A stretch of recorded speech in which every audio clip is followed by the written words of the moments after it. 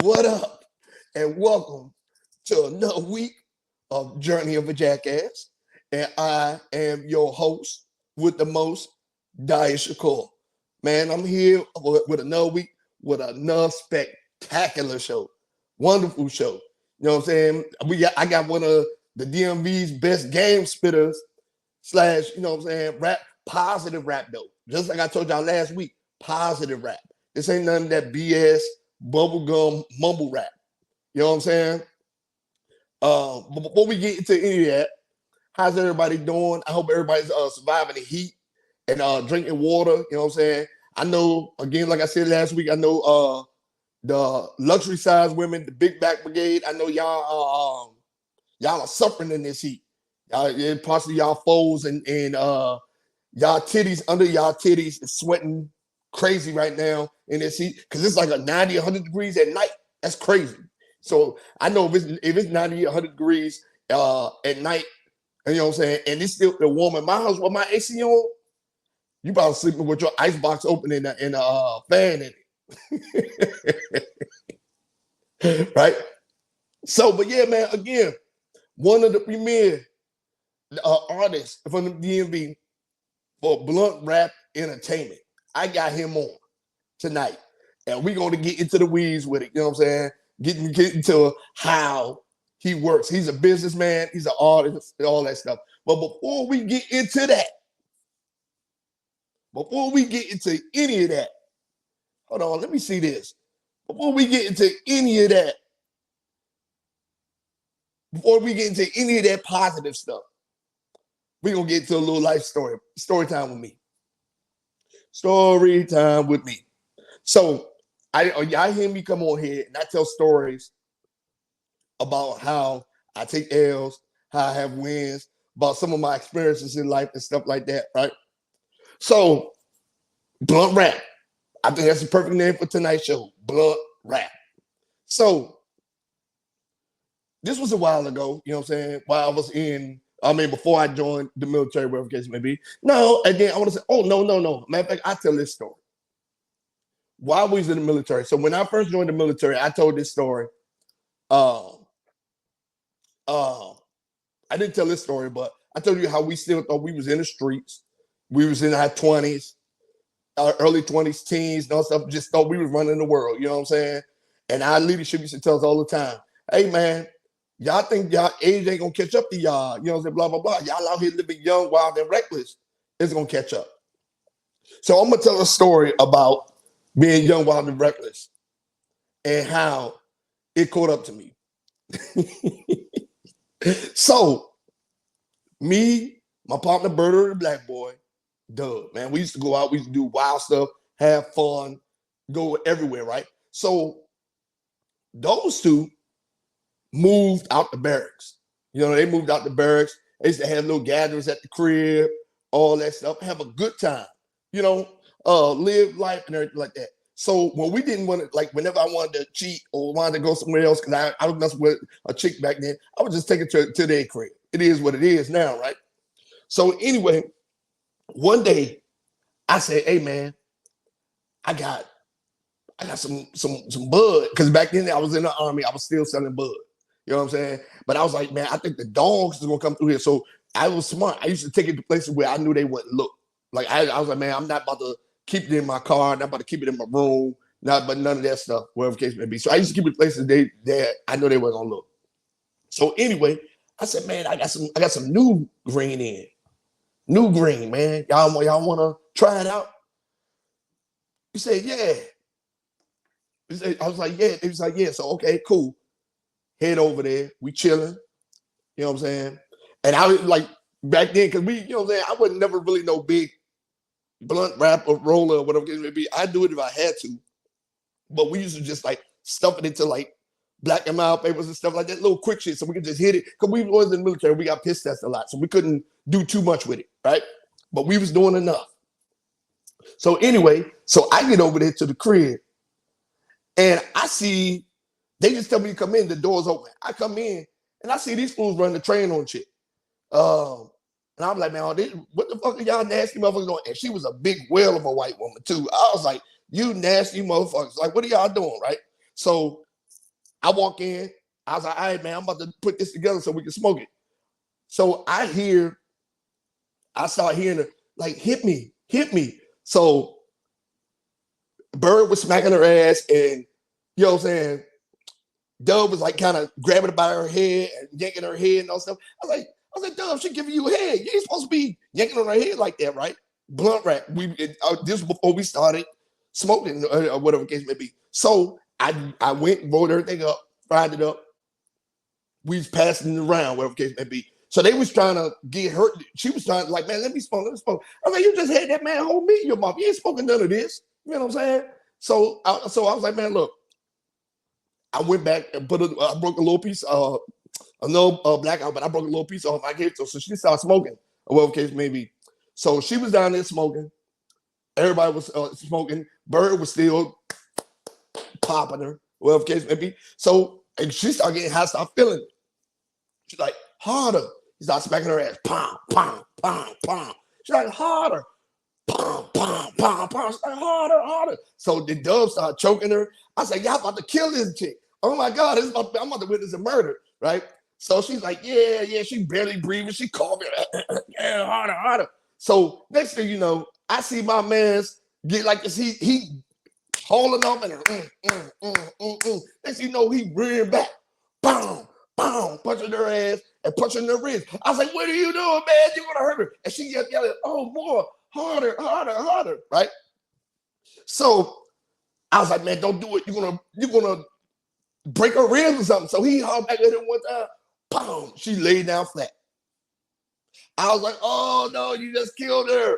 So he jumped up over her. She's like, I'm good. Why'd you stop? I was like, oh my God, where'd y'all find this chick? Right? So I was like, man, I'm going out on the balcony. So I go out on the balcony. I started drinking me a little 40 or whatever the case may be, right? And we in there chilling, and she get dressed. I guess after they got done, she get dressed. She leaves, right? So I was like, man, y'all crazy as a motherfucker. So we sitting out there smoking, talking shit. Like, yeah, y'all wild as shit for that. Like, where y'all even found this shit? This shit was like a whale of a white woman. Like, she was like a whale of a white woman. I was like, damn.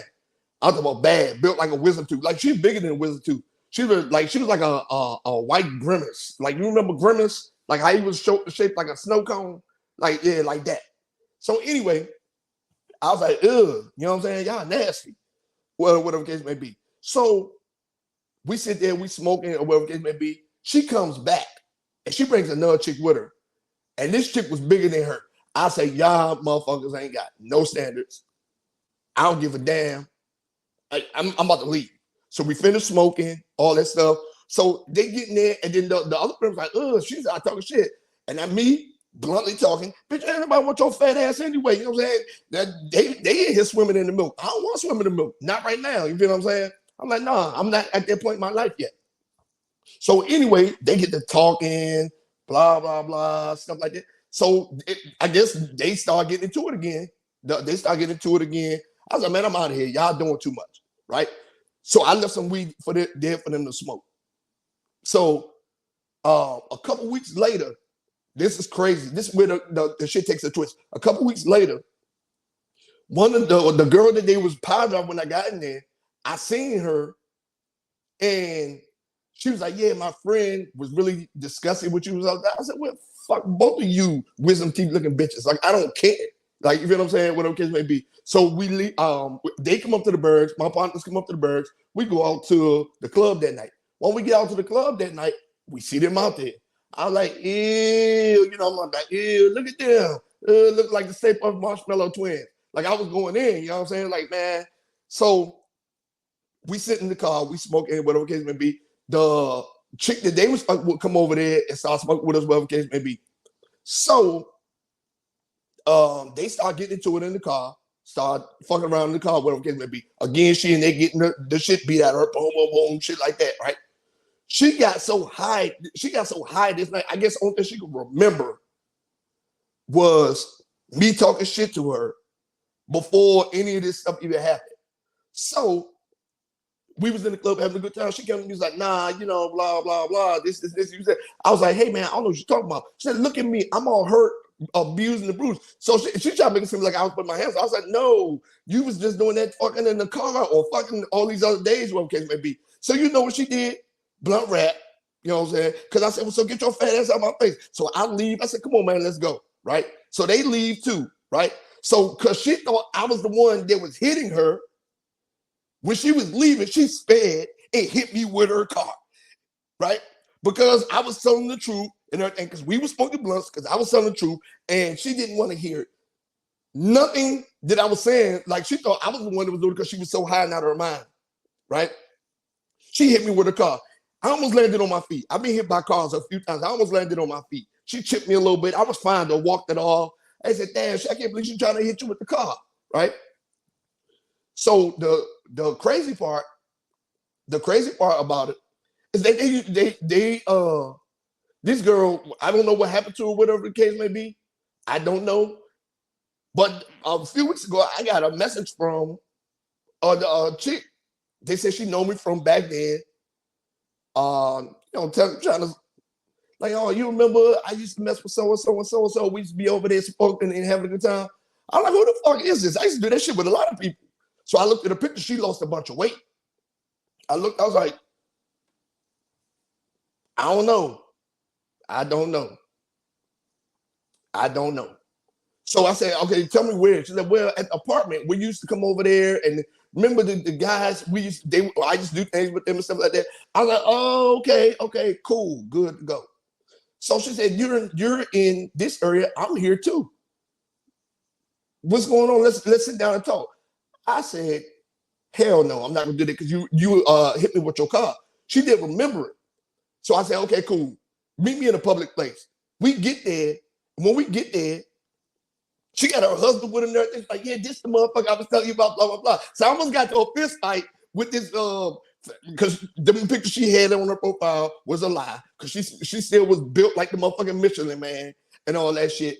And then he tried to fight me because he thought I was the one that was abusing her back in the day. Because I think she's still smoking to this day and got let you out. She may be on meth or something now. Who knows, right? So I ran with the situations. Fuck this, I'm not gonna fight nobody that tried to hit me with a car and all that stuff. And when I was running away, being blunt, I said, you can keep that fat Michelin shape of marshmallow shaped ass bitch. Fuck you, fuck him, and fuck what happened back then. And that's story time with me. Incorporated the blunts, incorporated the smart ass mouth I got, of course. Right? So with that being said, I don't even know I went. I shouldn't even went, but I did anyway. So it is what it is. That was my fault. It is what it is. Fuck it. Because I was curious. I knew, but I didn't know. Because there were a lot of things like that that happened back then. Like I don't know. We used to pass hoes around. I could have been one of them. I don't know. It is what it is. It is what it is. But anyway, tonight, man, I got Step on here, man. You know what I'm saying? The leading member of Blunt Rap ENT, man. Businessman. You know what I'm saying? Rapper, artist. I'm not even calling him a rapper. He's an artist. You know what I'm saying? I like the dude songs are peaceful. It's what the game needs right now. You know what I'm saying?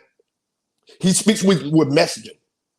So with that being said, now that I got that story time out of the way, I want to bring to the stage Mr. Step of Blunt Rap ENT. Uh-oh. What's good, bro? Man, what's going on, Step? Yeah, I was just listening to your story. Backstage listening to the story. Hey, man, listen. They get a little wild, man. They get a little wild. I got them type of stories, not the exact same stories, but like how you said back in the day, you passed many of them around. Yeah, you know what I'm saying? I don't even know. I'm sitting there, I'm like, man, I don't even know who you are. But she's like, yeah, I remember this, and this. And I don't know. She must have started doing other different kind of drugs because she was like, yo, no, it was you. It was you. I'm like, what kind of trauma these dudes was putting you through in there? Did you think it was me? You just remember me from talking shit. You know what I'm saying? So, man, for everybody that don't know who you are, man, introduce yourself, man.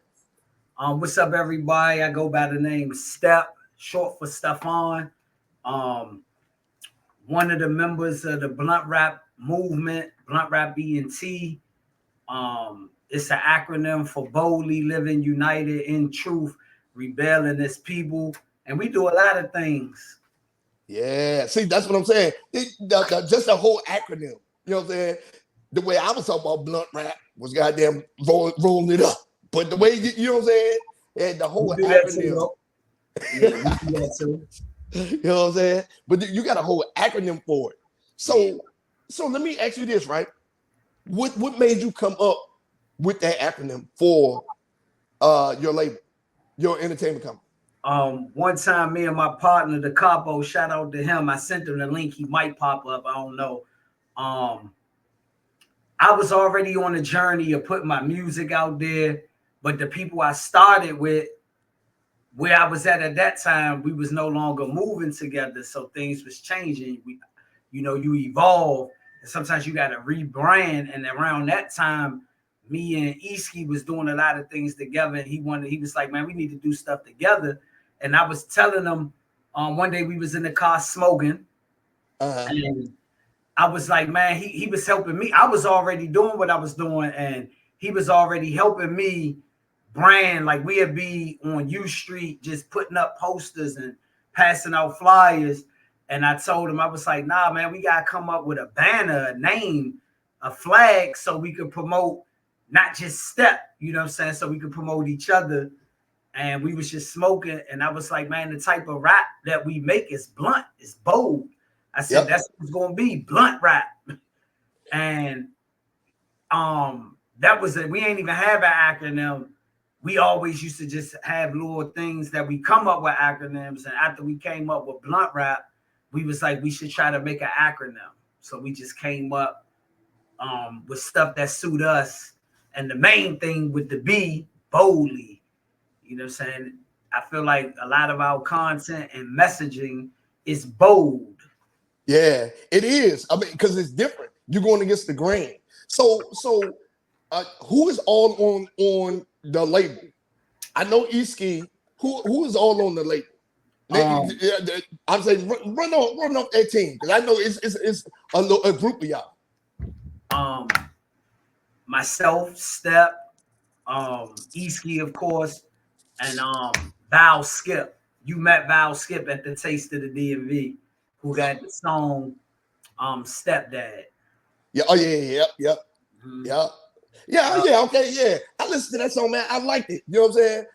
Like he took a kind of gentle path to explaining how being a stepdad, like, you know what I'm saying, like the role, how it means so much to so many people. You know what I'm saying? Yeah. Now, I mean, you know what I'm saying? I mean, that's ultra dope. You know what I mean? And then, Go ahead. I was saying the way he did the song is unique, because of course it could cater to all the fathers, but the way he rapping to a female, so it's for the ladies too, though. Yep. So he hit both lanes. Yeah, and then not only that, and then it was like the explanations and everything. I was like, man, when I listened to it, I was like, you gotta make this make sense. Make me want to be a stepdad. The stepdad. Yeah. Yeah. Man, been a stepdad hard. I'm gonna tell you, man, these hoes out here kids be bad. Yeah. Hey, listen, I'm like, I be like, stepdad role for some of these children is not a what they be saying, that is not for the weak. That shit ain't for the weak. I'm gonna tell you, man, I was messing with a chick, man, and she had kids that was like, she had some kids that were teenagers. I was like, this man, after being around for a little while, I was like, man, fuck this. I ain't doing this no more. Yeah. I was like, nah. And I even, you know, especially as you get a little bit older, dating women, right? One of the hard parts about that is, like, no matter how old the kids get, they're still her children, right? Yeah. So even though you say something to the woman, like, well, these are your kids, let their ass go. Like, they in their 20s, you know what I'm saying? Let their ass go, blah, blah, blah. A lot of women don't be wanting to do that. They're gonna take care of their kids. They're gonna give them money. They're gonna do all this stuff. They would rather take away from their own household, you know what I'm saying, instead of watching their kids grow, evolve, and go do great things. Yeah. So, hey, man, being a step parent, that shit ain't for the weak. It ain't. I've dated in my life where just the kid situation was a deal breaker. And I'm not against dating a woman that got kids, but sometimes if some things don't align, like I've been dated women who didn't even believe in disciplining their kids. Yeah. And I'm around it. You know what I mean? I'm gonna take it serious. I done seen kids disrespect their mother who I was dating, and it's just and I didn't even have a voice to say anything. So it's like I wouldn't even waste my time. I'd remove myself from the situation. And so I agree with you on that one, right? So look, this is the thing right here. So especially when I be dating women, they have younger kids, because my kids is 18, 16. They, you know what I'm saying, they ushering on into the world. So I ask women, I'm like, how involved is the father in your child's life? Because I mean, there are certain things that I'm going to assist you with, but at the end of the day, the discipline and all that other stuff, how active is the father? If the father's not involved, it's a no-go for me.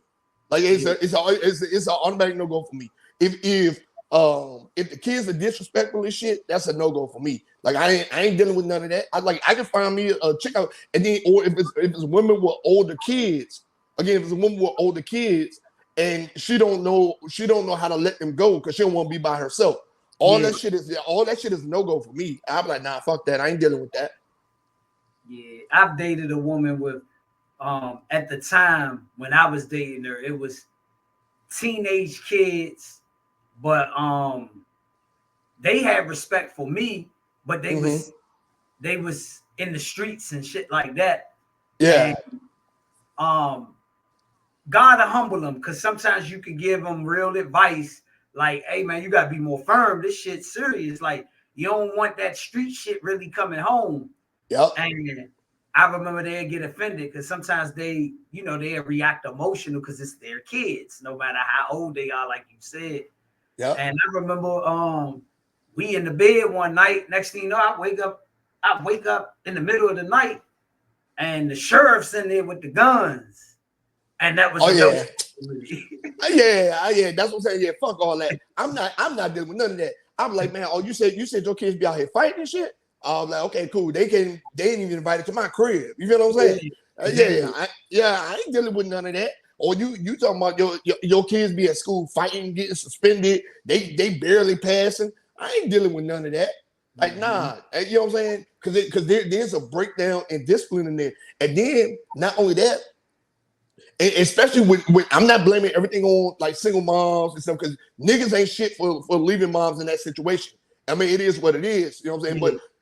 But women, they have the option to have the father in there, but they choose not to, right? Yeah.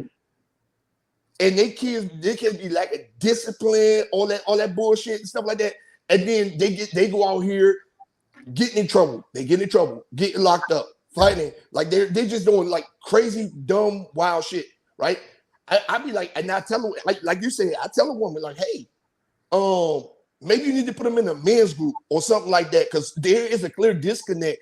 And 70% of the niggas that's in jail right now come from single mother households. It's like you can put the statistics in their face. Like kids do better when they're being raised by both parents. Yeah. Like as a mother, as a mother, your job is to nurture and be. And people gotta stop saying, because life is life. Everybody not meant to be together. We in the last days. So what I mean by that is, a child can get the teachings of both parents, even if those parents ain't together. Yep. I agree. My father left the house when I was like 9, but he always stayed talking to me. I always knew him. He was able to give me game. I had that male wisdom. Maybe some things hands-on he wasn't around that I had to get on my own, but I still had a sense of man. So I think it'd be 2 results with the single mother. If you got the single mother that got the kids, especially boys that's just out here in the streets, they are looking for anybody to be the daddy because they out of control. But like you said, when you run into the mother that's keeping the child away from the father for whatever reason, those be the women that be breeding beta males. Yep. And beta males and niggas just looking. They're looking for some women. Yeah, that's what I'm saying. And then not only that, I'd be like, damn, man. I be looking at this shit, and it's like I'm not knocking single moms, you know what I'm saying? Because I like fucking single moms, but I'm not knocking them, you know what I'm saying? but my thing is, it's like there has to be a male presence, man. Because I'm like, statistics don't lie, man. The kids do better when they have the mother for the boy. If they got a boy, if they got a boy, because the mother's there for nurturing, caring, structure, stuff like that. The dad's there for discipline, grooming, and preparation for the world. You feel what I'm saying? There are things you're going to learn from one that you're not going to learn from the other, and vice versa. You feel what I'm saying? So, yeah, man, that's crazy. Yeah.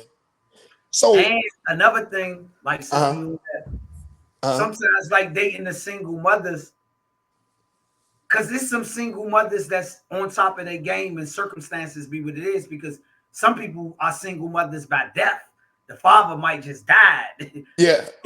So sometimes it's also about, it's hard to date a single mother with no real support system. And like already.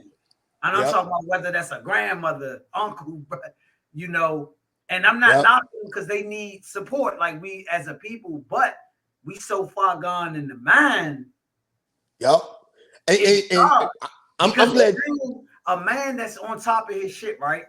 If he's dating a single mother, she can be cool and all that shit. She might don't even want to cause drama, but if she a single mother without her priorities straight, that's going to turn off the male anyway, because it's going to be like, man, she a single mother, but she just out here just, you know what I mean? Like, the person is just on vacation all the time.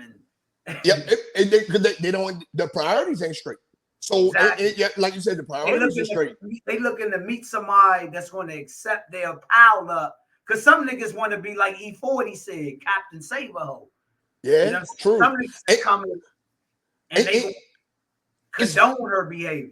And it's funny you said that. It's funny you said that, right? Because in these situations, because I just told my homegirl this, I said, because she's like, man, I'm trying, blah, blah, blah. I said, no, you waited too late to try. He's 17. You waited too late to try. You waited too late to try to find male role models for him, et cetera, et cetera, et cetera. You raised the exact kind of man you said you don't like. The one you said you don't want. When you had opportunities left and right to find some male mentorship or role models for him. So, yeah, man, I agree. Guess what ended up happening? Those type of mother-son relationships, as the son get older, they almost become in a relationship. They end up being dependent on each other. I know some older women who done missed out in their prime because they wanted to hate niggas and condone certain behavior from their kids. Those older women, they get washed up sometimes, and to shield their loneliness, they damn near in a relationship with their son. Those be the relationships with the son girlfriend don't get along with the mother because the mother so overbearing. Or they tell them they don't have to leave the house. That one right there, they handicap them for life. Handicap for life. You ain't have to leave the house. You can stay as long as you want. And it be grown men in there not even helping Mom Dukes out. And when Mom Dukes do meet a male that she might got interest in, he ain't gonna stick around too long because he doesn't. Women don't play that shit about you talking about my son. That's my son. I'm a my son. So we in the fucked up state out here. It is, man. And then when you try and it's like when you try to explain these things, I'm not speaking to you from opinion. I'm speaking to you from fact. And you don't want to hear it. You're so far gone, you don't want to hear it. That's the fucked up part. that is the fucked up part. I'm getting to the point now. I've always been so much independent as a male. Like like I've never had to rely on a woman. So I was always able to have my independence. But it's some men that's in relationships with women where they not taking no accountability. We had a little technical difficulties, man. Okay, we back recording. We back So let me live, ask you man. something. Like you Yep. making a new link, would that means you will have to have 2 files of the whole interview? Yeah. So what's going to happen is I'm going to combine everything together. Okay. Yeah. I'm going to combine everything together, man. This ain't the first time this happened. Okay. Are you able to, when the interview over, are you able to send me the file? Yeah. Chop some stuff up that I, like for the IG and stuff. Yeah, you want visual and audio, or you want either or? No, I want the like the video. Like this. Yeah. Okay, yeah, okay, I got you. Yeah, that way, I make some Instagram jumps for us. Oh yeah, for sure. Come on, man, you already know. All right, so look now, man, let's get back into this, man. You know what I'm saying? So now we was in here speaking about the you know what I'm saying, statistical failures and stuff like that, but people don't want to hear it. You know what I'm saying? Am I able to hit my J? Yeah, man, come on, man. Right, the name of this show is called Journey of a Jackass. I don't give a shit. All right, so now let me ask you this, right? Let me ask you this. So, how long you been on it? How long y'all been on this journey? Like, what is how long? As far as the blunt rap journey, that idea came into fruition 2015. 2015. But me personally, I've been at it since like 06. I was in a group in the DMV called Goon Squad. I would like to think that when it comes to the rap scene in the DMV, we was legendary because we sold 50,000 CDs. This was the CD era. We sold 50,000 CDs out the back. We was selling them for $1, $2, $3. And I don't know if you remember where the Circuit City used to be at on Branch Avenue. Yeah, I do, of course. Yeah, that's where we used to sell most of our CDs at. I was in a group called Goon Squad, and that was the mid 2000s. So I've been on this journey for a long time. Man, I was heavy on the music scene that then too. I was signed though. Yeah, I was signed, but I was like, I was heavy into music. Like I was like doing my thing.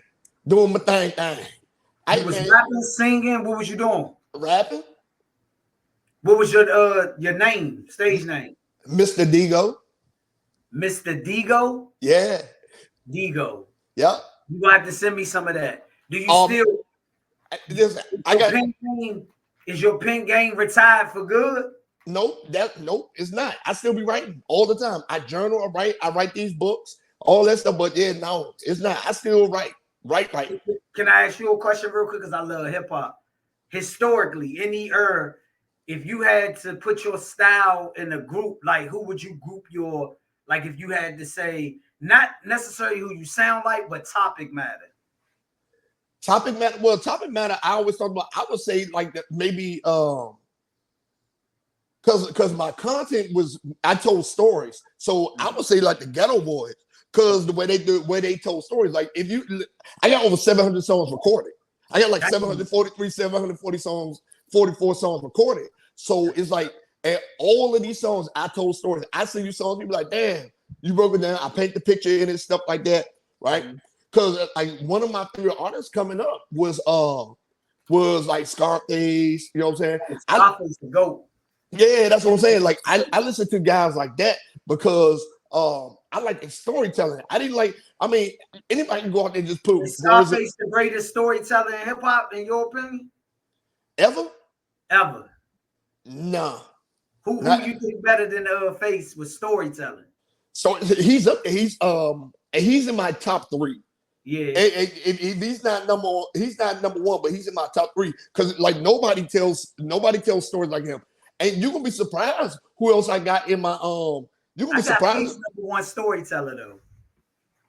Oh, you got him over KRS-One? Storytelling? Yeah, because I feel like Face style, like you said, the Ghetto Boys, their style was storytelling. Yeah. KRS-One style wasn't, he can storytell. Yeah. But his style wasn't, he could do a lot of shit. I feel like Scarface, you gotta think he had what was them Jones back in the The product, Mr. Scarface, because he had three Mr. Scarface's back. He yeah, oh yeah. Them. So I can tell you another one too. So Nas is in my top 3 for sure. Yeah, I just threw KRS name out there because you know we got them Slick Rick. Ice Cube too. Ice Cube was a hell of a storyteller. He was. So that Scarface is in my top 3 now. For me to honestly pick a third, honestly for me to pick a third, but let me see, because facing Nas and a third storyteller.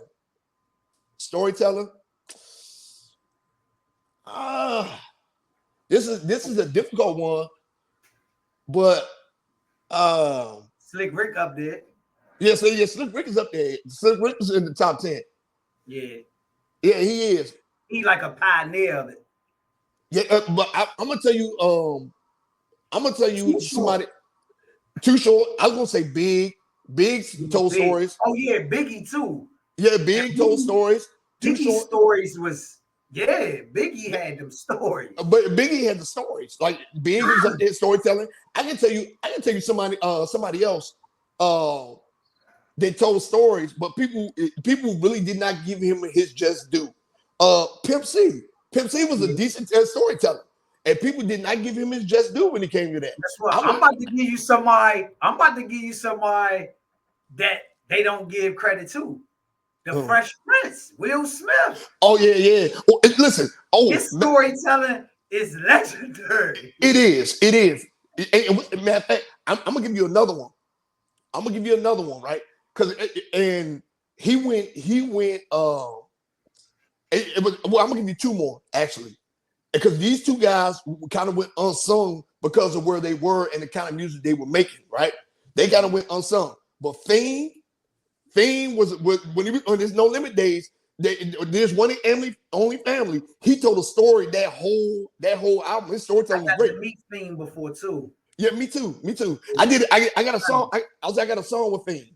Here's the thing, Fiend, because I didn't really study him, but when I was younger, I was incarcerated, and one of my cellies, shout out to my man Ant, I was about hip hop. So me, Ant, and another celly named Wood, I just learned about hip hop. They knew about hip hop. So you know when you locked up, you miss music. You want to hear music. Yeah. So my man was a big Fiend fan, and he remembered all the lyrics. So I make him rap them jump. I make him rap the Fiend, and I was listening to Fiend through my celly before I actually was listening to the music because I wasn't aware. Yeah, I'm telling you, I'm telling you that there's one in every family. He kind of fell off after that one, but that album right there, man, it was nothing but storytelling. And then I'm gonna give you another one. Everybody thought just because he was making crunk music, they wasn't really listening to what he was saying. Pastor Troy, when people was not listening to what he was saying, I'm like, man, this dude is telling a legit story. Like because of the way he's rapping. Only thing you're thinking is violence, but if you're listening to what he's saying, he's actually telling the story. This is what made me. I just love hip hop, bro. That's why I keep going and on with the hip hop. But you mentioned Pastor Troy, so this is what I noticed about, because I didn't study Pastor Troy. I know his main songs, but I didn't really go deep in his career. But this one, I knew he was a great. A couple of years ago, they used to do the old school tours that be at the Capitol Center, and he killed it. Yeah, and he killed it. And guess who was on the ticket? You had DJ Quick, Scarface, 8 Ball, and MJG. You had Juvenile, Pastor Troy, and a couple of other ones. Pastor Troy did better than all of them. Like his energy, it's hard to go on stage. Match. Pastor Troy. And what was crazy is this. I looked at the lineup because I went to the one in Shreveport. Right? They had Mystical Juvenile. They had Mystical Juvenile. Yeah, in Louisiana. The place that 50 Cent taking over right now. Yep.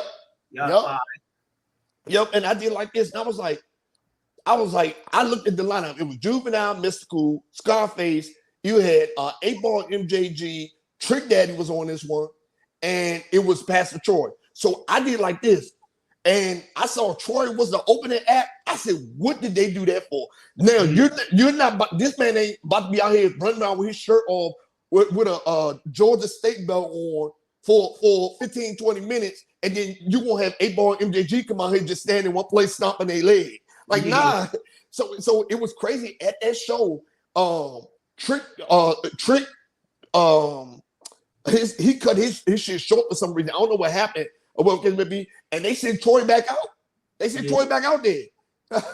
Please don't give me that same rap appeal no more. Like with this artistry, it's so serious, you know, because you're an artist. Yeah. You can lose that passion. Some people lose that thing in you, and some people would never come back, and some people would never leave. Like KRS-One, it never left. It never left. It never left.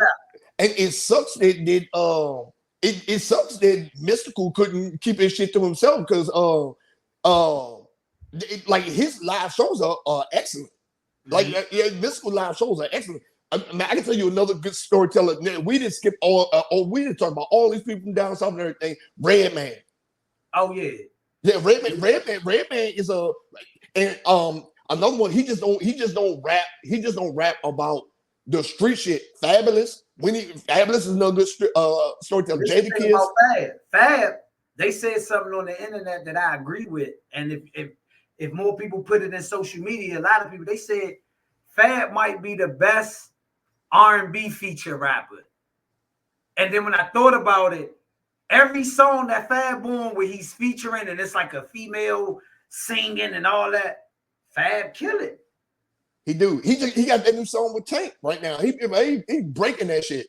That's what Tank, the one who posted it. He said that he feel that Fab might be the greatest R&B rapper. That's how he pronounced it.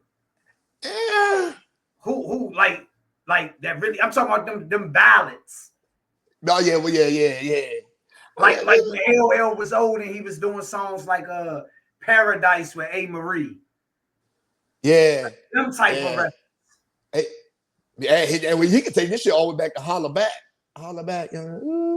But he's back that joint doing songs with like Neo. No, but not the Holla Back type songs, because that's like no. I know what you're talking about. That got him featured on it. Yeah. No, yeah, I know what you're talking about. Yeah. I know what you're talking about, like the R&B joints. Man, can I ask you this, bro? I got when was you signed? Man, okay, so I was signed at when I was down in Texas, I was signed. I was signed for a minute. And like what that's what I'm saying. What was it? Like what this was early 2000s. This was the early 2000s. Yeah. I was signed in the early 2000s. And then I was like, man, what happened was they had to let me out the deal because the military weren't trying to let me go. Then I wound up going to Iraq and deploying and all stuff. But I kept writing and stuff over there. Matter of fact, I have pictures. Well, it's all packed up now. I have pictures and everything from me being in Iraq doing talent shows. I opened up in Iraq. I opened up for Cassidy. I opened up for David Banner. I opened up for Charlie Wilson. I opened up for Tank. I opened up for Fabo. And this was in Iraq. I opened up. I won. I used to win rap in Afghanistan. I won rap talent shows. I still got the little gold mics and all that shit. So what was your journey? Because we still on the fight. What was your journey? Like, what was your in a nutshell? I know it's a long journey, but if you had to quickly navigate, like, what was your journey up until the point you got signed? Okay, so this is the thing right here, right? So when I was at Hood, and I used to sit in the barracks and make beats. I had a 4-track, a multi-track player. I used to sit there with my keyboard and everything. I would make beats. And then we just get drunk and we just sitting there rapping, and my partner Bird would be singing, and Chuck would be singing, and then we just start rapping. So a dude there was like kind of like a little promoter for Central Texas, Colleen. He was like, hey man, they have freestyle nights on Sunday at and down at this little club. I forgot the name of the club. I said, fuck it, okay, yeah, man, I go.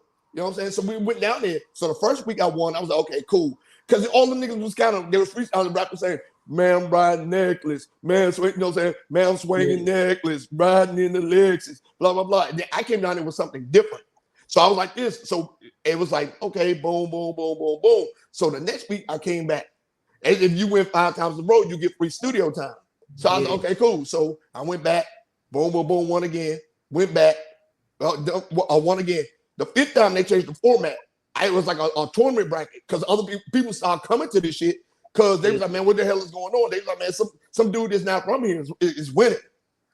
So they changed it to that, and I made it to the finals. And I kind of feel like that because the dude, I don't know if you ever heard of the group called Players Dynasty, but it was his studio, and they had a song with Juvenile and all that stuff. And I kind of had a feeling that they didn't, because he was like one of the judges, that they didn't want me to win because he didn't feel like that I would have fit the songs they were trying to put out.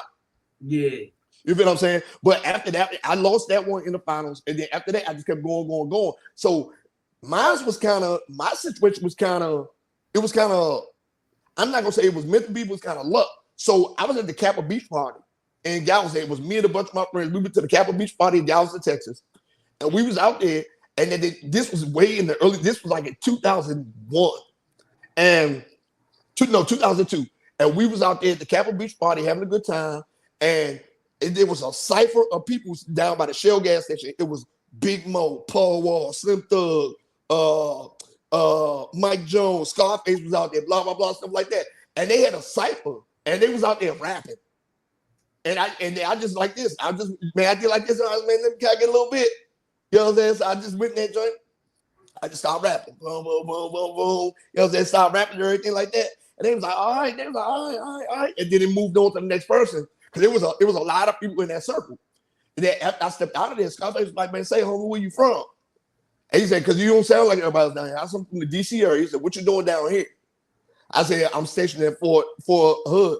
And he tapped his phone. He said, hey, man, get his information. You took advantage of the moment. Yeah, I took advantage of the moment. So it was like, I was like, okay, cool. So I was like, man, after that, I was like, shit, all right. What y'all need me to do? You know what I mean? But the military was like, nah. I took the contract and everything to my chain of command, and they was like, that we're not letting you go. Yeah. So after that, I just tried to find ways around the military, but I couldn't go on tours or none of that stuff. It was like I could only do local performances and stuff like that, and that becomes strenuous on when people are paying you. Yeah. So man. Yeah. And then that I kind of kept that same hustle. I went to when I got to Alaska, I opened up a bun up there. I opened up a space 3-6 Mafia. I opened up for them. I got like pictures and videos of all this shit. No, that's good. That's good history right there. Yeah, man. When I tell people this, they be like, yeah, right. Then I show them pictures of me yelling at the crowd, pouring champagne on bitches in the crowd. Yelling, and the crowd is like filled with people. I showed like, when I'm crowd surfing, I got pictures of me crowd surfing and doing phone parties and all that shit. Jumping off the stage and crowd surfing, doing phone parties. I got all that shit. Yeah, man. It's been a good run. It was a good run. Yeah. Now I gotta get hip to some of your music for sure. Yeah. Well, even up here, I had a song. You know how they used to do home jams? Yeah. I had a song that was on there. There was on home jams for like 8-9 weeks. They play that. They play that. Like, it's called They Know. They Know. Yeah. You gonna have to send that to me. Oh, I will. Yeah. I will. And it was that. I think that was like in 07 or 08, somewhere around there. Yeah. One thing I can say from being in both eras, like I'm talking about pre-social media and now in social media.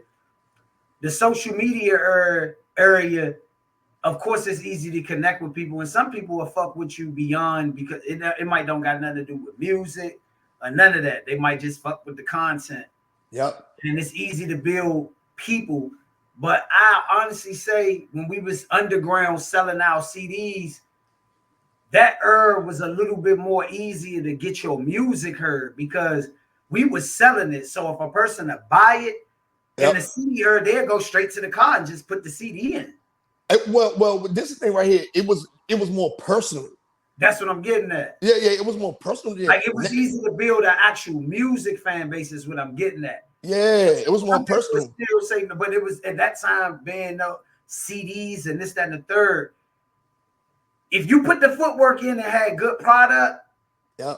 your shit could spread. Right now, you can have good product and it could take a little longer, even though we got all this access, because it's easy to be oversaturated. Yep. And everybody think they can do it.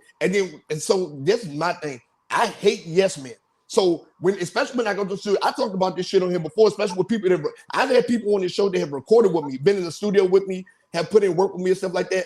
And they would tell you, I don't like yes men. If my verse suck, tell me so I can redo it. If somebody is in the booth during my time and they suck, I tell the engineer to cut the sound off and I'm like, get the fuck out. We on the clock. Get out of here. You know what I'm saying? So yeah, man. So now, I didn't get a question for you, right? So like you said, you brought up the social media part and all that stuff, right? Mm-hmm. So, where do you expect your career to be in 5 years?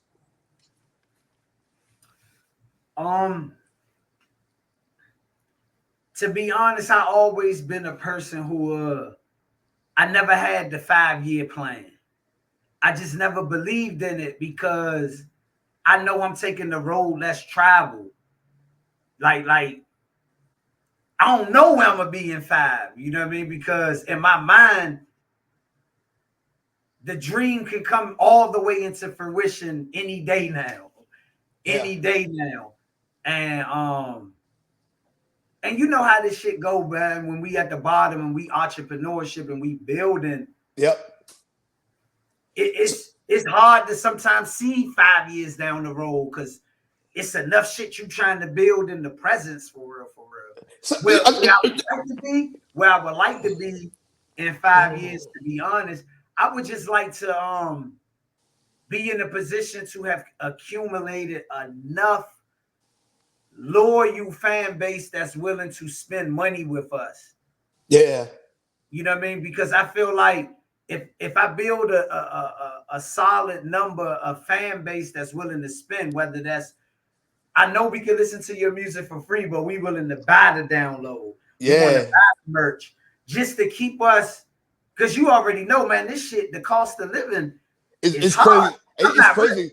Yeah, that's what I'm saying. Like, and the cost of living is high, and the music industry is raping artists right now. Like, the worst thing that ever happened to music is it's convenient for lazy people, but they made everything digital streaming. Like, so it's like now you're barely making a penny off 100 streams or whatever the case may be. The product of it away. Yep. They made it more. This is what they did.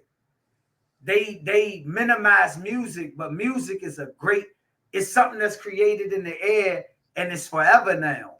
Yep. You could redoing it, but what they did by them making that computer age the way they did, now music, me and you both know we can listen to whatever music we want to listen to for free if we want to. We got YouTube. Yep. That's just what it is. But back then, it was a demand for music. You had to pay for the CD. You had to pay for the tape. You had to pay. So it was more of a demand. Now it's so oversaturated. Now what they hoping to do is to use music as a talent to attract or control certain trends. They're just using music now.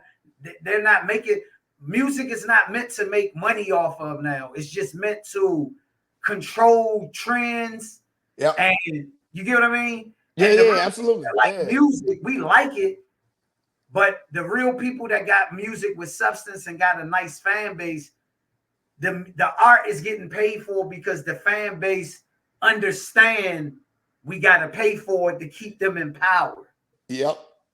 And it was crazy is artists are starting to tell you now, they like, hey man, we ain't making no money off this streaming. We have to go on the road. Yeah, and they just using the music to dictate trend. I'm talking about the underground great artists that still got, like you said, they can't even make the money off the music. But if they got good music, they could go make their money on the road. Yeah. But people don't realize how much of a big chunk of the money back then, like I said, when you got people like Whitney Houston making that classic music wasn't meant for everybody to be accessible. Music was meant to be like collective pieces. Yep. and it was more of a demand. People was going to buy that Anita Baker. Yep. So now you got to build enough fan base that got a lot of love for what you do. That what sucks though is that is hard to do with so many people doing it. Shit is oversaturated.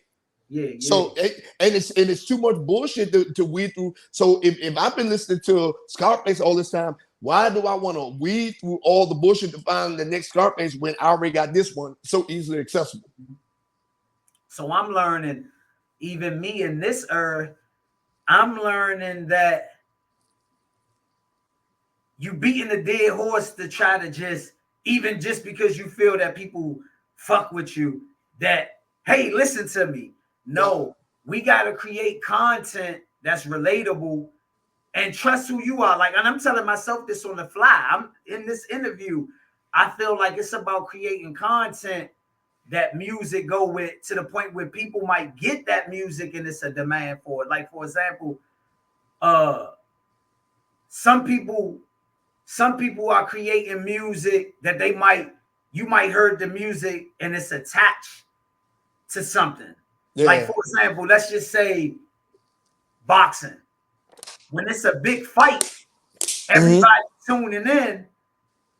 A lot of them don't take the opportunity to really premiere some meaningful music. Like, I'm talking about, like, if you walk into the ring. Yeah. You get what I mean? Like, it's certain things, like, you got to come up with ways like that to get the demand for your music, because what you said is oversaturated. It's oversaturated, and I miss the days where we had to go down to the CD store, or you know what I'm saying, stuff like that. Niggas selling CDs out the trunk, blah blah blah, et cetera, et cetera, et cetera. Like I miss those days, because I was like, man, and then you can just watch somebody take your CD and pop it in they play it, and their reactions when they listen to whether it's good or bad. It was something special about that.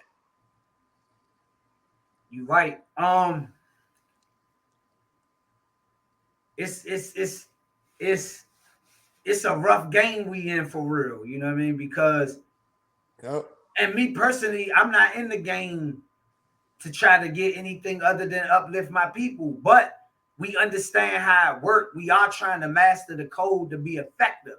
Yeah, facts. You know what I mean? If I could be effective, I know we got something to say. I know we got good product, but what do I got to do to come up with the strategies? I feel like it's more of a studying trends, studying marketing. Yeah. So let me ask you this, right? Because we are getting older in the game and stuff like that. Do you feel like it's gonna be a point where you're gonna age out and not want to do hip hop no more? Nope, because for one, I make beats as well. Music is music. The only way I'm gonna have that type of thinking is if I gotta stay in my lane. Yeah. If I jump out my lane, I let the society say that, you know what I mean? But for real, if you look at this era of rappers right now, all of the best rappers are in their 40s right now.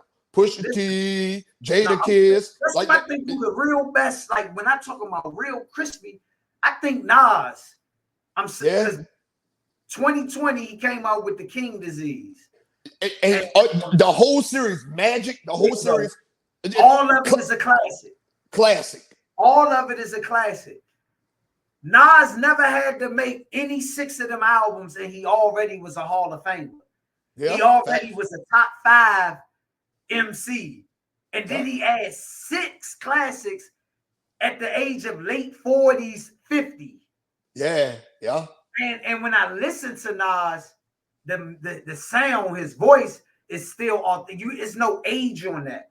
Yep. Even E40 last album, man. Listen, E40. I listened to E40 last album. I think it's one of his better ones. You know, he got like 20, 25 albums. Yeah. I think it's one of his better ones. He like 56, 57. So what crazy is, like, he got a song in with BG, and I think that's one of BG's best features since he's been out of jail.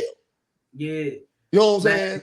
E40, and so the answer, like, when you say age out, of course, I tell you right now, I get frustrated now. I know I'm never going to quit, but I get frustrated because I'm in the underground. I'm in the mud with it.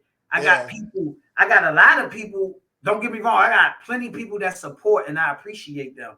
But it's like what Jesus say. You know, a prophet will never get love in his hometown.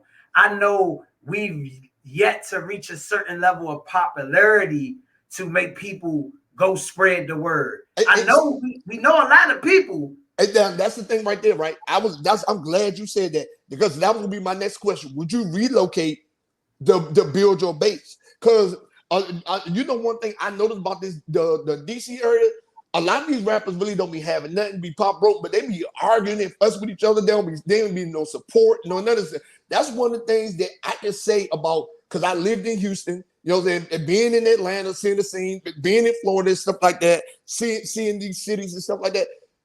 They don't, they had their little hiccups, they bumps in the road, but they stand together. Like, you know what I'm saying?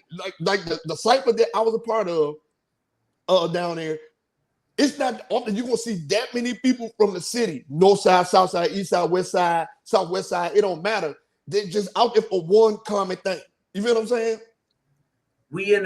This is a difficult area for real hip hop artists to thrive. We got a couple of them that got popularity, and if we was deep in their lives, I guarantee you, no shade to Wale, but I guarantee you, Wale's not even happy all the way, because we don't have that. It's not culture here.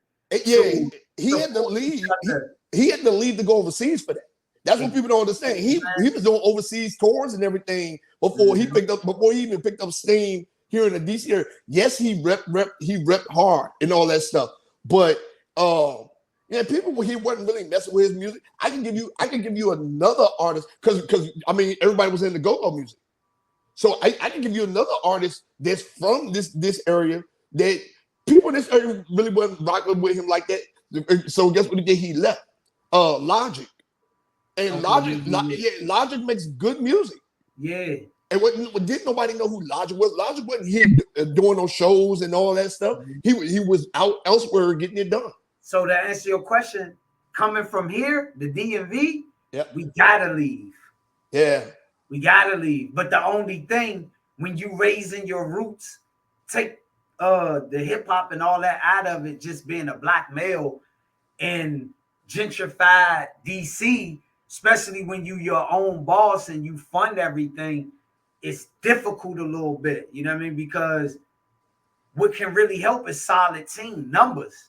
But like you said, it's hard to unite in this area. So now you got to rely on capital. Man, listen, that's something that a lot of us deal with. Yeah, capital. Yep, because I can tell you right now, because I be seeing niggas. I'm like, nigga, you got 1,500 followers and you got 3 songs, and you beef with a nigga that got 1,400 followers with 5 songs. Like, what y'all beefing for instead of doing a song together? It's gonna take the right capital. I feel like in my mind, I already know what needs to be done. Yeah. And sometimes just the flaw in me and personal life can interfere when you putting up your own dough. But to me, I think it's about moving around. Okay. Can't be here and do it. So to answer your question, I do believe we have to get out of the DMV. See, the thing that you got to do in hometown, though, you just got to make sure you plant as many seeds. Because hometown is simple. Hometown, it ain't like they don't want to support. It's just culture, crab in the bucket mentality, meaning our area is unique, but we also sometimes are D-riders. I'm just saying what it is. We tend to support anything that's trendy and popular. Yep. That's why a lot of other artists can come to our area and make money. But artists that's from here can't make money. But other artists can come here and get booked, do shows, and they rolling out because a lot of us got to plant seeds. We can't take it personal. So we got to do as much grinding locally as we can, meaning even how me and you met each other. That was us local grinding. With the T-spot. But once we reach a certain level, we have to do our best to go elsewhere, because once we get it popping elsewhere, that's when hometown going to support you. You know what was crazy about that? when we was there for that interview, my first book was had just came out, and I was kind of doing like a promo run for it. And I only been living back up in this area for a month before I started getting out and grinding. And I found myself doing all these different interviews all over the place. Cause you already know what it takes. Yep. It's just Dame Dash in his interviews, he always used the word stamina. He like when you building it from the ground up, you gotta have stamina because like us, we putting up our own dough. I don't got no money backing me. Yep. I'm a street nigga who know how I feel to be up. And I've been up and I've been broke. I know how I feel. I look back and be like, damn, I didn't take opportunity when I had the opportunity. Yeah. So I know how I feel. That's the fucked up part, man. And I look at all the money that I blew and all that shit. I'm like, man, that's fucked up. But you live and you learn. They say once we already do it, we know how to do it again. That's why I never give up because I know I know what it takes. Yep. That only discouraging is like, are you able to have enough stamina to do what it takes? Yep. I'm gonna tell you what I would want to have over capital, bro. If it was up to me, because anybody can say he go $1 million, go fund your shit. No, if it was up to me, I would choose having in my mind my idea what I need. Whatever. If they said I could build my team the way I want, and no matter what the team, if this is their role, they're going to produce. I would choose that over the money every time. That's the difficult part. Yeah. It's hard for us to build. I'm talking about in the DMV. To be honest, people like our entity and what you got going on and all the other people, we really supposed to have a big meeting and really be like, look. Well, so this is the thing right here, though, Steph. Like, niggas ain't monolithic people, man. Like, even if you try to build, some people will build, but they would never fully commit. You can get a team of people that they'll be ready to build. They come to the table, but they won't fully commit, man. And that's the problem. And that's the hard part. Yep. But if it was able to be done, and I'm just giving any number, and I'm talking committee shit now. Yeah. Committee. If it was a committee, so everybody that's listening in the DMV, because everybody working. The one thing about this area, we got a lot of entrepreneurship going on. I love our area. The only thing is missing, we have to just fuck the money. Like, we got a campaign that's about to come out right now called Build Over the Bread. Meaning, I've seen a lot of work not get done because I've seen people that's on the same level, this person charging this person too much money. And I'm not saying you don't know your worth, but sometimes when people starting in the mud, they just can't afford it. Yeah, facts. That's a fact. Yeah. So who is willing to build before the bread comes? So if it was like 20 people that was willing to just get together and was like, with 20 people, we can raise enough money to throw our own festivals. Yeah. We can throw our own festival where we all get to promote everything we doing. Yep. But what you say? These niggas don't want to commit. They don't want to commit. They don't know how to break even first. What they do, they come to the table, they hear the idea, they never fully commit, and then they would take your idea and run with it and try to do it themselves. That's just the way niggas operate, man. So now I do got a question for you. Couple more questions for you because I got to get ready. I got to get this show rolling a little bit. Yeah. I got a couple more questions for you though, right? So, where can they find your work at? Like, where's your work at? Where can they find? Right now we building up everything on bluntrapent.com. Bluntrapent.com. BLUNTRAPENT.com. It got everything. We got the Blunt Rap store where you can get merch like this behind me. We got a campaign right now called Make the Black Family Whole Again. I need one of them shirts, man. I got you. Just let me know your size. We got a campaign where we digitally selling the music out the trunk. We taking it back to the Master P era where they were selling music out the trunk, but we doing it digitally. Meaning on our website, It got all our music where you could click on it. You can listen to it for free, but if you like the music, it's an option where you can purchase the download. Now, we already know you can get music for free. That's why we let you listen to it for free. But we asking people that truly fuck with it and really like the message, you got the option that you could purchase it. So that's how we going. We selling the music digitally out the trunk. Yeah. So okay, so my last question for you, man. My last question for you before before you go, right? All This is right. my last question. So if the opportunity came for you to get a record deal, have the fortune, the fame, and you could uplift your people, right? Mm-hmm. Would you go to a Diddy party? And I ain't talking about the ones with the hoes. Nah, I can't go to no Diddy party. That eliminates my message off the break. I pray that I would never have to go that route to get into the game. Hey man, To be honest, bro, we want to really make it in the game independently. We want to build ourselves up to the point where we got ourselves in the game. I asked you that, right? Because McMill was like that at one point. Now he out here bunny hopping for white dudes on tennis courts.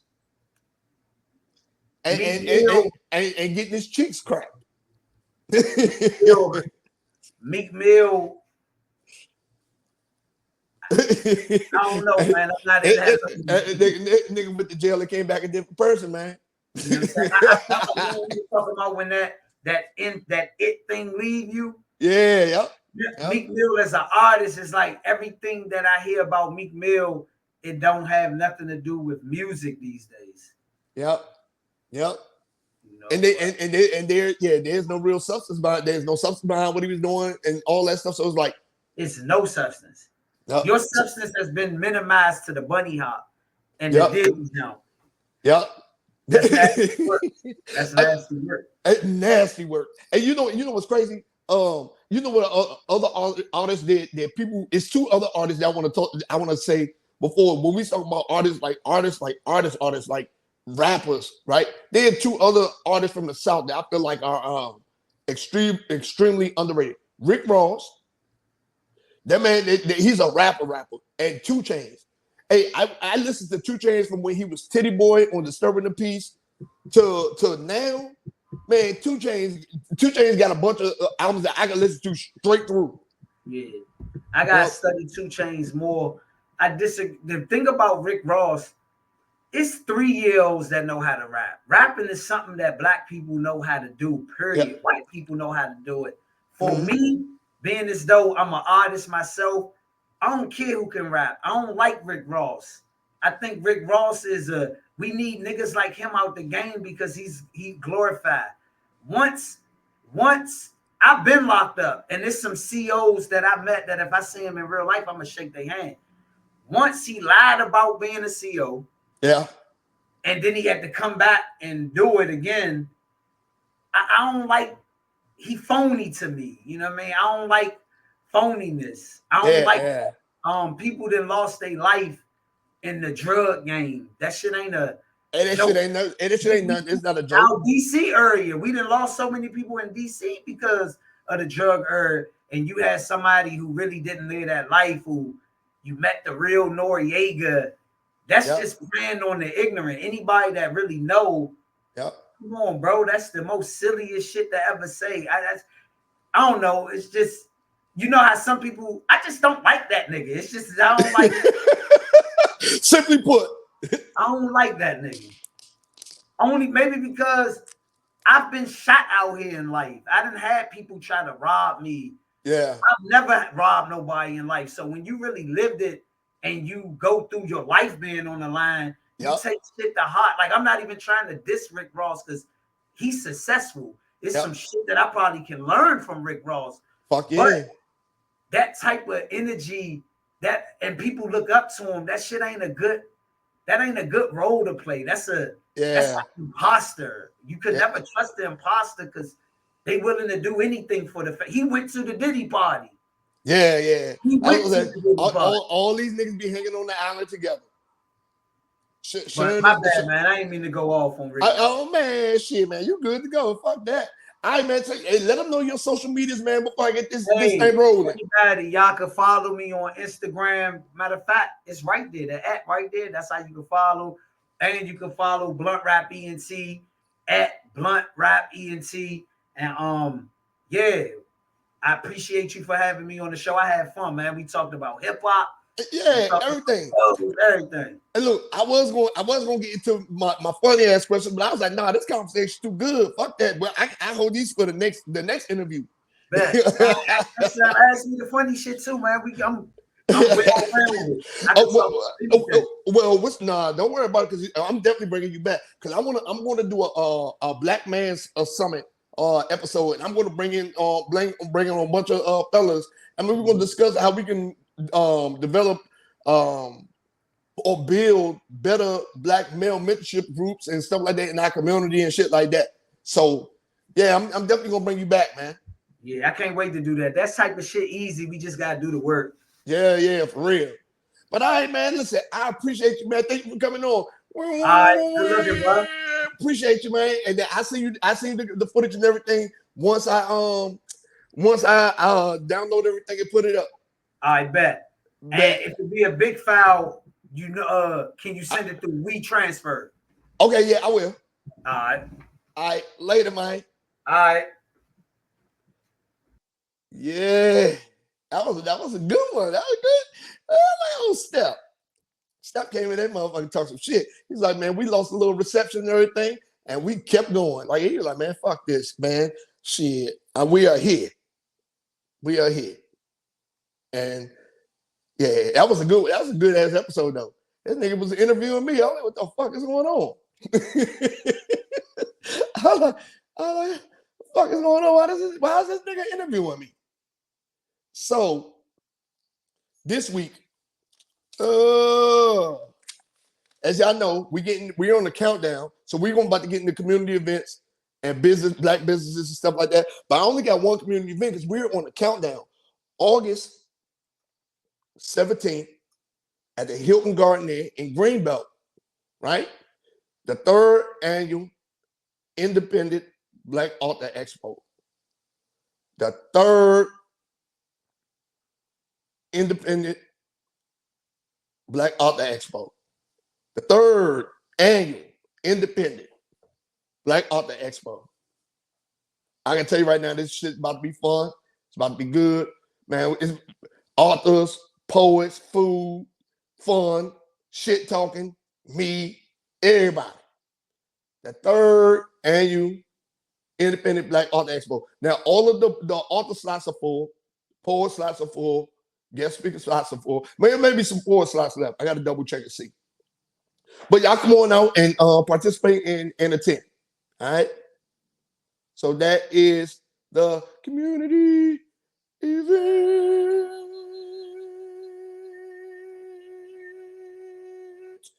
Now let's get into the read of the week. Read of the week. Read of the week. Read of the week. All right.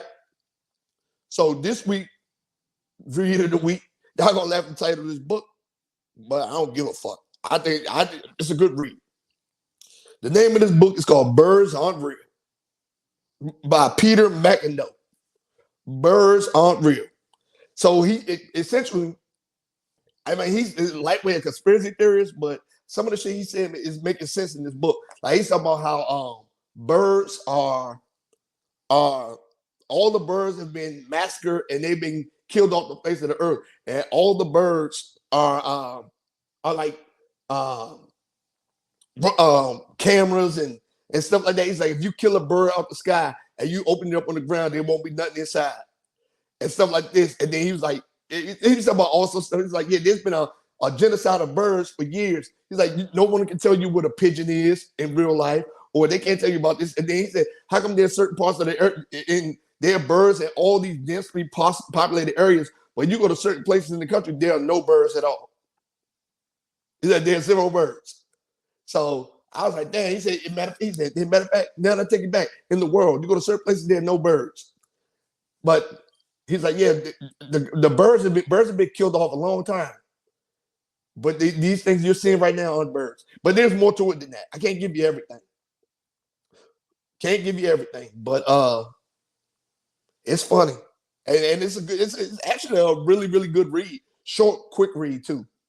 So you can get in, get out, and then let that be that. You know what I'm saying? So my read of the week, Birds Aren't Real by Peter Mcindoe. Birds Aren't Real. Definitely check it out. If you into shit like that, check it out. All right? Birds Aren't Real. And that is my read of the week. I should have asked Step some questions because his ass he was on it tonight. He was like, man, shit, you can ask me what you want, blah blah blah. And especially after he hit his blunt, he hit his little blunt. Shit, he was good to go. I was like, God damn, come on, Step, talk that shit, talk that shit. So anyway, now we had a good positive conversation tonight. We had the excellent community event, the 3rd annual Independent Black Authors Expo, of course. Good read. I think it's a good read. Read of the week, right? Now, with all that being said, let's get to some more of this negative shit. Dumbass of the week. Fuck is you talking about? So, we had a good conversation earlier about single parenting and how that affects the household and all that stuff earlier, right? So I'm not just giving dumbass of the week to this said minor. I'm giving dumbass of the week to his parents. And because he's a minor, I can't put his name on the thing. So I'm just put the dumbass teenager and his parents or parent or whatever the case may be. So my dumbass of the week, fuck is he talking about, is a stupid ass kid that just gave the rest of his life away for nothing. Because he want to be out in the streets playing hard, playing with the guns, playing with the gangsters, the gang members, stuff like that. In you guys' culture, what you call it? I don't support or condone none of y'all culture, right? So my dumb ass of the week is a 15-year-old Memphis teen that was arrested for robbing and killing a 76-year-old man who was well known for selling watermelons around the city. Right? Fucking dummy. So first because he was a minor, right? He robbed and killed a 76-year-old man. So one, he has no discipline or structure in his life. Why are the man 76 years old? He's already at the end of his life. Why did you end it early? 15-year-old kid did this. 15-year-old kid walked around Memphis with guns, robbing and killing people. A watermelon guy, he probably only made $60 or $70 that day. So you about to go to jail for the rest of your life for killing somebody for $60, $70. The fuck out of here, man. So, you know what I'm saying? So he's the dumbass for that. So guess what the parent did, or parents, or whatever the case may be, right? He killed John Materna, 76-year-old man. Over, you know what I'm saying? He was a street vendor, just doing his job, trying to make some extra money because the economy is hard out here. We all know the economy is hard, right? So this is why he's getting dumbass a week. This is why his parent, family, or whoever else is getting dumbass a fucking week. Fuck you, stupid. Not only besides, is he getting dumbass a week for killing a decent, hardworking farmer. He's getting dumbass of the week because he was bonded out. He was bonded out by his family, whoever.